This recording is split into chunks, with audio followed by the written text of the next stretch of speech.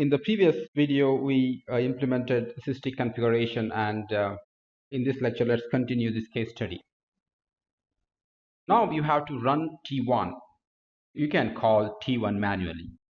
That is T1 handler.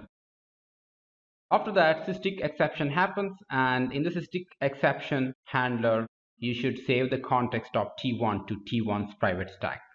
That also means that you should initialize the stack pointer prior to that. That will do while coding.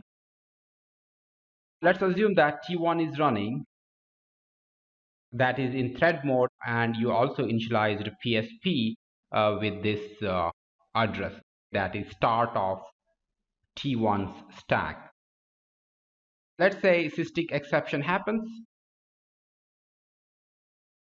sysdig handler runs, and in this process stack frame is automatically gets stored in the private stack of T1, isn't it? This is actually done by the processor automatically for every exception. Now you are in sysdig handler. In the sysdig handler, what you should do is, let's call this a stack frame as SF1. After that, what you should do is, in the sysdig handler, you should push the remaining registers, that is from R4 to R11, and we'll call this as SF2. That means you have completely stored the state of a task, isn't it? That is task 1. After that, you have to save the value of PSP because it is required later when the processor needs to resume the execution of T1 by retrieving the saved state. Where do you store this value? So you store it in some global variables. You need not to store it in task 1's private stack. This is not stored in stack memory. This is stored somewhere in the global variable. This is called as context saving. Let's discuss about retrieving or popping context of T2. This is exactly the reverse operation. You should start with SF2 and then SF1. That's it. Let's say this is the stack area of task 2.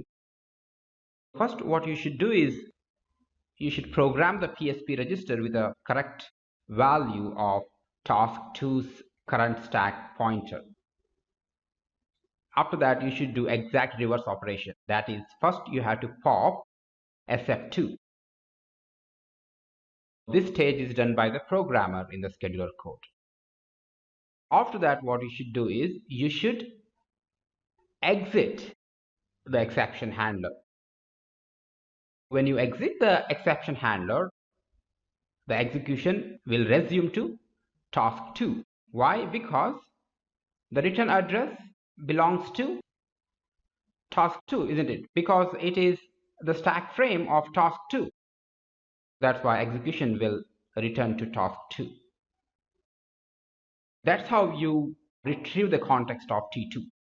Retrieving involves first pop SF2, then exit the exception handler, which is going to retrieve SF1, and execution will resume at task 2.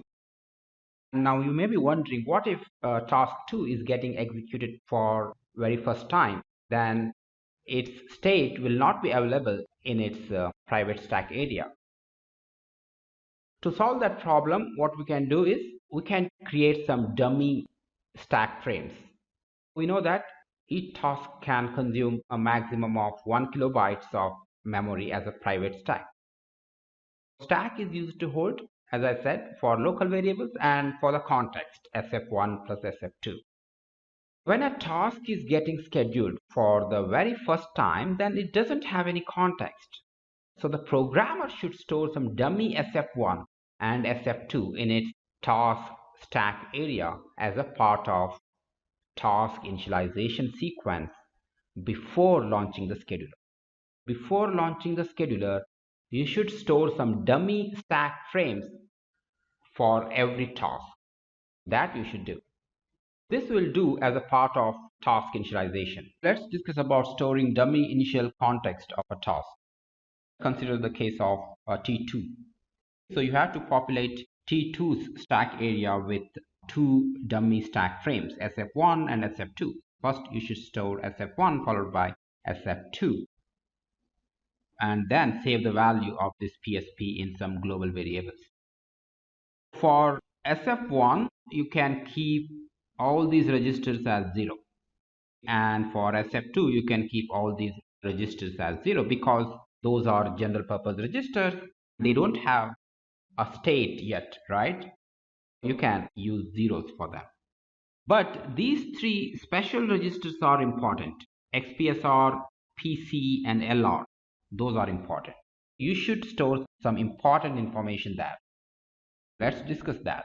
First of all, let's consider PSR. You know that PSR is a program status register which captures the various flags like zero flag, negative flag, etc. It consists of three units actually, APSR, IPSR, and EPSR.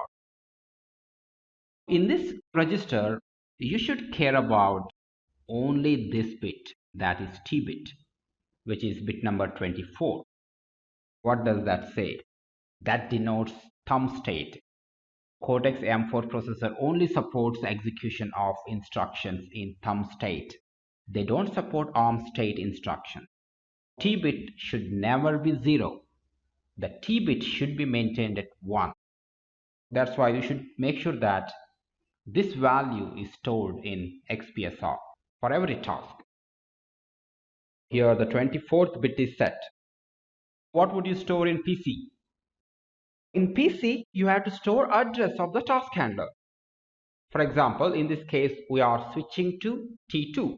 PC should hold the address of task2 handler.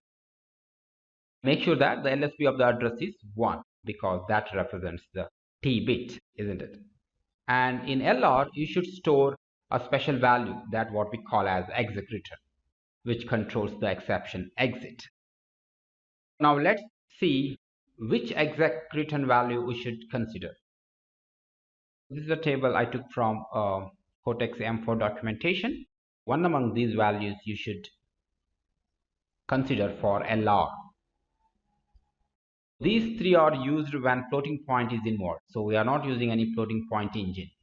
That is out of this list. Would you select this one? What does this mean? Return to handler mode. No, we are returning to thread mode, isn't it?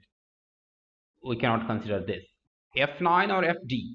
Return to thread mode. Exception return uses non-floating point state from MSP. That's correct. And execution uses MSP after return. That's not true. Execution should use PSP after return because we are returning to thread mode and thread mode is using PSP. That's why this is also out of this list. That means you have to use this magic number which says return to thread mode. Exception return uses non-floating point state from the PSP and execution uses PSP after return. You should use FD. This value needs to be stored in LR. Let's move forward. With all these details, let's start coding in the next lecture. I'll see you in the next lecture.